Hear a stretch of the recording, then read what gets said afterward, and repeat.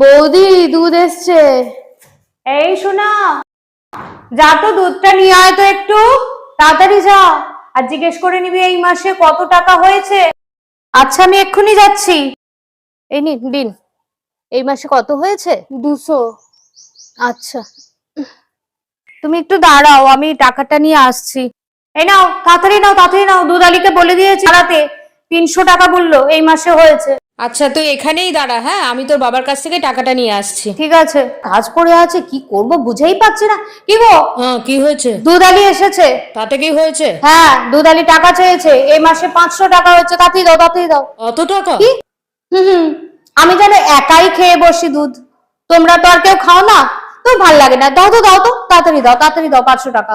মাস পড়তে না পড়তে সব শেষ হয়ে যায়, ভাল লাগে না একদম। ঠিক আছে। কি গো মা, ভালোই তো। ধুর, তুই সত্য, ভাল লাগে না একদম।